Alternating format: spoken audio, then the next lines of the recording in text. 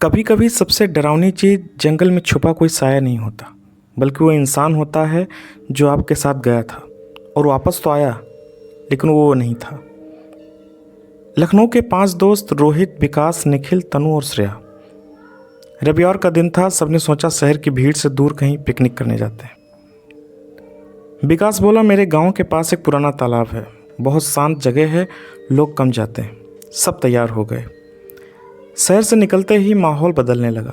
पक्की सड़क खत्म हो गई, खेत शुरू हो गए, इक्का दुक्का लोग लिख रहे थे। धीरे धीरे पूरा सन्नाटा छा गया। श्रेया बोली, यहाँ तो अजीब सा लग रहा है। विकास बोला, गांव का इलाका है, आदत नहीं है तुम्हें बस। वो लोग एक सुनसान तालाब के पास पहुँचते हैं। आधा सूखा हुआ पानी, चारों तरफ झाड़ियाँ और पास में एक टूटी हुई झोपड़ी थी। रोहित बोला, यहाँ तो कोई आता ही नहीं होगा। विकास थोड़ा चुप हो गया। पहले आता था, लेकिन अब नहीं आता। तब एक बूढ़ा आदमी वहाँ से गुजरता है। वो रुककर कहता है, यहाँ ज़्यादा देर मत रुकना, और अगर शाम हो जाए तो तुरंत चले जाना। निखिल हंसते हुए, क्यों बाबा, यहाँ भूत है क्या? बूढ़ा आदमी बिना जवाब दिए चला जाता है। सब लोग खाना निकालते हैं, मजाक और बातें, हंसी, सब कुछ होता है। तनु बोलती है, देखो बेकार डर रहे थे, कितना अच्छा है यहाँ। धीरे धीरे शाम होने लगती है, हवा ठंडी हो जाती है, झाड़ियाँ हिलने लगती हैं। दूर से कुत्तों के रोने की आवाज़ आती है। निखिल बोलता है, चलो अब निकलते हैं। रोहित बोला, तुम लोग जाओ, मैं 5 मिनट में आता हूँ, थोड़ा फ़ोन पर बात कर लूँ। बाकी लोग गाड़ी की तरफ चले जाते हैं। 5 से 10 मिनट रोहित नहीं आता। सब उसे वापस ढूंढने चले जाते हैं। तालाब के पास पहुँचते हैं। उसका फ़ोन ज़मीन पर पड़ा है, लेकिन रोहित कहीं नहीं दिखा। श्रेया घबराकर बोली, वो मजाक कर रहा होगा। तभी झोपड़ी के अंदर से आवाज़ आती है, इधर आओ। विकास और निखिल अंदर जाते हैं। अंधेरा था, टूटी चारपाई और एक कोने में रोहित बैठा हुआ था। रोहित धीरे धीरे सिर उठाता है। उसकी आंखें अजीब थीं, चेहरा बिल्कुल शांत था। वो बोला, इतनी जल्दी क्यों जा रहे हो? रात यहीं रुकते हैं ना। श्रेया फुसफुसाती है, ये रोहित ऐसा नहीं है। तनु कहती है, चलो इसे लेकर चलते हैं। वो लोग उसे उठाकर गाड़ी में बैठाते हैं। रास्ते में कोई कुछ नहीं बोलता।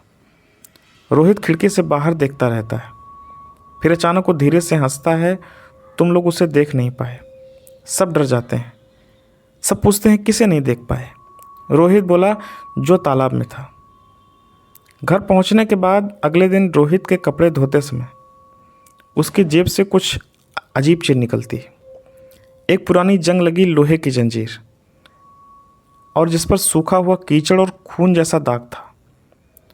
और उस दिन गांव से खबर आती है कि उस तालाब में सालों पहले एक आदमी को जंजीर से बांधकर डुबोया गया था। और उसके बाद से रोहित पहले जैसा कभी नहीं हुआ। वो रात में तालाब के पास जाने की बात करता, अकेले में किसी से बात करता, और कई बार पानी को घूरते हुए मुस्कुराता। कुछ चीज़ें आपके साथ नहीं आती, वो आपके अंदर आ जाती हैं और फिर धीरे धीरे आपको बदल देती हैं। यही हुआ रोहित के साथ। पिकनिक के बाद के कुछ दिन शुरू में सबने सोचा रोहित बस डर गया है, लेकिन फिर वो घंटों चुप रहने लगा। फ़ोन उठाना बंद कर दिया, रात को जागना और दिन में सोना। श्रेया ने एक दिन पूछा, सब ठीक है ना? रोहित मुस्कुराया, लेकिन वो मुस्कान अजीब थी। हाँ, अब सब साफ दिखता है। एक रात करीब 2 बजे थे। रोहित के घर वालों को आवाज़ आती है, बाथरूम में पानी लगातार बह रहा था। जब दरवाज़ा खोला, फर्श पूरा गीला था। रोहित कोने में बैठा था और अपने हाथ में पानी डालकर कुछ पकड़ने की कोशिश कर रहा था, और धीरे धीरे बोल रहा था, रुको, मैं निकाल रहा हूँ, मैं तुम्हें बाहर निकाल लूँगा। अगले दिन विकास, निखिल और तनु उससे मिलने आते हैं। रोहित उन्हें देखता है और अचानक कहता है, तुम लोग उसे छोड़कर क्यों आ गए? सब चौंक जाते हैं, किसे? रोहित बोलता है, जो नीचे था, जो बंधा हुआ था। अब बात मजाक से बाहर हो चुकी थी। विकास बोला, हमें वापस उसी जगह जाना पड़ेगा। श्रेया डरते हुए बोलती है, फिर से? निखिल कहता है, हाँ, सच नहीं पता किया तो ये सब ठीक नहीं होगा। अगले दिन सुबह चारों उसी तालाब के पास पहुंचते हैं, लेकिन इस बार माहौल और भी भारी था। हवा ठंडी थी, झोपड़ी और ज़्यादा टूटी लग रही थी। वही बूढ़ा आदमी फिर दिखता है। इस बार वो खुद उनके पास आता है। तुम लोग फिर आ गए। विकास कहता है, हमें सच जानना है। बूढ़ा कुछ देर चुप रहता है, फिर धीरे धीरे बोलता है और बताता है कि कई साल पहले यहाँ एक आदमी को मारकर उसके हाथ पर जंजीर से बांधकर तालाब में फेंक दिया गया था। लोग कहते हैं जिसे वो पकड़ ले उसे जाने नहीं देता। श्रेया बोलती है, मतलब रोहित? बूढ़ा बोला, वो अकेला नहीं लौटा। इस बार वो झोपड़ी के अंदर जाते हैं। फर्श गीला है जबकि बारिश नहीं हुई। कोने में कीचड़ के निशान थे और अचानक निखिल चिल्लाता है, ये देखो। फर्श पर जंजीर घिसटने के निशान हैं और वो निशान सीधे तालाब की तरफ जा रहे थे। सब धीरे धीरे तालाब के किनारे जाते हैं। पानी बिल्कुल शांत है, लेकिन बीच में हल्की हलचल है। विकास फुसफुसाता है, कुछ है नीचे।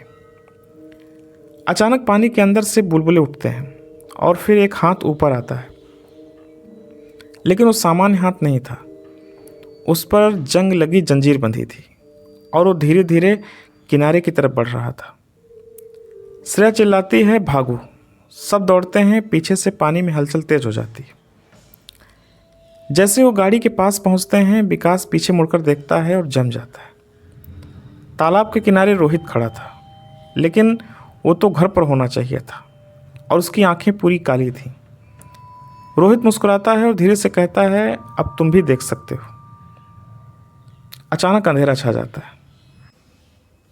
कुछ जगहें ऐसी होती हैं जहां अगर आप एक बार चले गए तो असली डर ये नहीं होता कि आप मर जाओगे, बल्कि ये है कि आप वापस आकर भी खुद नहीं रह पाओगे।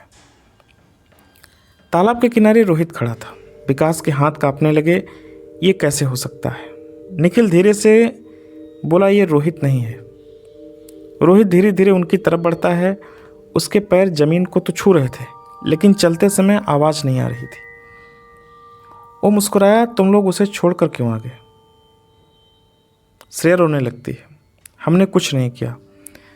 रोहित की आवाज़ अचानक बदल जाती है, भारी हो जाती है, गहरी हो जाती है और जैसे दो लोग एक साथ बोल रहे हों। लेकिन अब तुम जाओगे नहीं। विकास को बूढ़े की बात याद आ जाती है। वो जिसे पकड़ ले उसे जाने नहीं देता। विकास चिल्लाता है, ये हमें यहाँ रोकना चाहता है। सब गाड़ी में बैठते हैं। निखिल जल्दी से गाड़ी चालू करता है, लेकिन गाड़ी स्टार्ट नहीं होती। रोहित धीरे धीरे पास आता जा रहा था। तनु अचानक बोलती है, जंजीर। सब उसे देखते हैं, वो उसी से बंधा था। अगर हम उसे वापस पानी में छोड़ दें, शायद। विकास और निखिल झोपड़ी की तरफ भागते हैं और वहीं पुरानी जंजीर पड़ी थी। लेकिन जैसे वो उसे उठाते हैं, जंजीर अपने आप हिलने लगती है, जैसे कोई उसे खींच रहा हो। उधर रोहित अब गाड़ी के पास पहुंच चुका था। वो धीरे से दरवाजा पर हाथ रखता है और अंदर बैठे लोग कांप रहे थे। विकास दौड़ते हुए आता है, इसे पकड़ो। दोनों मिलकर जंजीर रोहित की तरफ फेंकते हैं। जैसे जंजीर उसके शरीर को छूती है, रोहित जोर से चीखता है। उसकी आवाज़ इंसानी नहीं रहती और एक पल के लिए उसके पीछे एक दूसरा चेहरा दिखता है, पानी में डूबा हुआ और सड़ा हुआ। रोहित पीछे हटने लगता है, जैसे उसे कोई खींच रहा हो। वो चिल्लाता है, मुझे मत छोड़ो, मुझे बाहर निकालो। लेकिन अब ये समझ चुका था, वो रोहित नहीं था, वो कुछ और था जो उसके अंदर था। अचानक रोहित गिर जाता है। उसका शरीर बिल्कुल शांत हो जाता है और तालाब की तरफ पानी में तेज हलचल होती है। फिर सब शांत हो जाता है। इस बार गाड़ी स्टार्ट हो जाती है। सब बिना पीछे देखे वहाँ से निकल जाते हैं। कुछ दिन बाद रोहित अस्पताल में था। डॉक्टर कहते हैं उसे कुछ याद नहीं। वो सामान्य लग रहा है और सबको लगता है कि सब खत्म हो गया। लेकिन एक दिन श्रेया उसे देखने जाती है। रोहित खिड़की के पास खड़ा होता है, पानी की बोतल को घूर रहा था। वो धीरे से बोलता है, तुम लोग उसे वापस छोड़ा है। श्रेया डर जाती है। क्या? रोहित मुस्कुराता है। उसकी आंखों में हल्की सी काली परछाई दिखती है और वो कहता है, लेकिन वो अभी भी यहीं है। और अचानक अंधेरा छा जाता है। रोहित अब घर वापस आ चुका था। डॉक्टर ने साफ कहा, अब सब ठीक है, कोई मानसिक समस्या नहीं दिख रही। दोस्तों ने भी सोचा शायद जो हुआ है वो बस डर था। धीरे धीरे रोहित फिर से कम बोलने लगा। घंटों अकेले बैठा रहता और पानी को घूरता रहता। एक दिन उसकी माँ ने देखा, वो बाल्टी में हाथ डालकर ऐसे हिला रहा था जैसे किसी को पकड़ने की कोशिश कर रहा हो, और बहुत धीरे से बोल रहा था, बस थोड़ा और, मैं तुम्हें बाहर निकाल लूँगा। विकास, निखिल और श्रेया फिर उसके घर आते हैं। रोहित इस बार सामान्य दिखता है, हंसता है और बातें करता है। लेकिन अचानक वो बिना कुछ वजह पूछता है, तुम लोगों को रात में पानी की आवाज़ सुनाई देती? सब एक दूसरे को देखने लगते हैं। उस रात श्रेया के घर आधी रात को उसे आवाज़ सुनाई देती, जैसे कहीं पानी टपक रहा हो। वो उठती है, पूरा घर चेक करती है, कहीं कुछ नहीं। लेकिन जब वो अपने कमरे में लौटती है तो फर्श गीला था। अब बात साफ थी, अगले दिन सब मिलते हैं। विकास धीरे से बोलता है, ये अब सिर्फ रोहित तक नहीं है। वो उसी बूढ़े आदमी को ढूंढने जाते हैं। काफ़ी पूछताछ के बाद वो एक घर में मिलता है। इस बार वो उन्हें अंदर बुलाता है। बूढ़ा कहता है, तुम लोग सोच रहे हो कि वो यहीं रह गया, लेकिन वो जगह नहीं है, वो चीज़ लोगों को बांधती है। श्रेया डरते हुए, मतलब? बूढ़ा, जिसने उसे छुआ, जिसने उसे देखा, वो सब उससे जुड़ जाते हैं। निखिल कहता है, तो अब क्या करें? बूढ़ा, अब वो सिर्फ रोहित में नहीं है, अब वो तुम सब में है। उस दिन के बाद विकास को सपने आने लगे, तालाब, जंजीर। निखिल को बार बार पानी में डूबने का एहसास होने लगा। श्रेया को हर जगह गीले पैरों के निशान दिखने लगे। और एक रात विकास सो रहा था। अचानक उसे लगा कोई उसके बिस्तर के नीचे है। वो धीरे धीरे नीचे देखता है। अंधेरे में कोई चेहरा पानी से भीगा हुआ। वो धीरे से कहता है, अब तुम मेरी जगह आओ। अगली सुबह निखिल, श्रेया और रोहित विकास के घर जाते हैं। दरवाज़ा खुला था और अंदर सन्नाटा था। कमरे में जाते ही देखते हैं कि फर्श गीला है, खिड़की खुली है और बिस्तर के नीचे कीचड़ के निशान बाहर की तरफ जा रहे थे और विकास गायब था। और अचानक फिर अंधेरा छा जाता है। कहते हैं कुछ चीज़ों से आप भाग सकते हैं, कुछ से लड़ सकते हैं, लेकिन कुछ ऐसी होती हैं जिनसे आप बच ही नहीं सकते, क्योंकि वो अब आपका ही हिस्सा बन चुकी होती। सुबह की बात है। रोहित, निखिल और श्रेया विकास के घर अंदर खड़े थे। फर्श गीला, कीचड़ के निशान और बाहर की तरफ जाते हुए। लेकिन सबसे डरावनी बात, निशान सिर्फ एक ही इंसान के थे। निखिल कांपते हुए बोला, मतलब? वो खुद चला गया? रोहित धीरे से, या कोई उसे ले गया? श्रेया अचानक बोलती है, वो हमें अलग अलग कर रहा था। पहले रोहित, तब विकास और अगला कौन? तीनों के बीच खामोशी छा जाती है।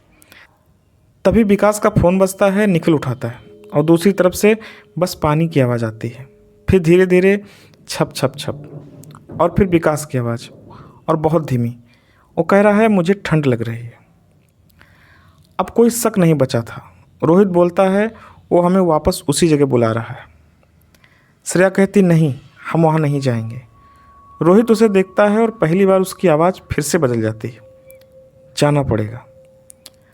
तीनों फिर उसी तालाब के पास पहुँचते हैं, लेकिन इस बार आसमान काला था, हवा भारी थी और पानी में हलचल थी। अचानक तालाब के बीच एक सिर ऊपर आता है। वो विकास का था, लेकिन उसकी आंखें खाली थीं, शरीर आधा पानी में था। वो धीरे धीरे बोलता है, आओ, यहाँ बहुत शांति है। श्रेया चिल्लाती है, ये हमें अंदर खींचना चाहता है। निखिल कहता है, ये खत्म नहीं होगा जब तक हम में से कोई उसकी जगह नहीं लेता। अचानक रोहित आगे बढ़ता है। श्रेया चिल्लाती है, नहीं। रोहित शांत आवाज़ में, यह मुझसे शुरू हुआ था और इसे मुझ पर ही खत्म होना चाहिए। रोहित धीरे धीरे पानी में उतरता है। पानी उसके घुटनों तक, फिर कमर तक। तालाब में हलचल बढ़ जाती है, जैसे कोई उसे पकड़ रहा हो। रोहित आखिरी बार मुड़कर देखता है और कहता है, इस बार वापस मत जाना। और फिर वो पूरी तरह पानी में चला जाता है। सब कुछ शांत हो जाता है, पानी स्थिर हो जाता है और कोई आवाज़ नहीं आती। कुछ दिन बाद सब सामान होने लगता है। निखिल ठीक हो जाता है, श्रेया ठीक हो जाती है, कोई अजीब घटना नहीं होती और उन्हें लगता है कि सब खत्म हो गया। एक दिन श्रेया अपने घर में बैठी थी। उसने पानी का गिलास उठाया और जैसे वो पीने लगी, ग्लास के अंदर उसे एक चेहरा दिखा। वो जम जाती है धीरे धीरे। पानी के अंदर से आवाज़ आती है, तुमने सोचा ये खत्म हो गया। और उसी पल उसके हाथ से ग्लास गिर जाता है। फर्श गीला हो जाता है और गीले फर्श पर पैरों के निशान बनने लगते हैं। जो उसकी तरफ आ रहे थे।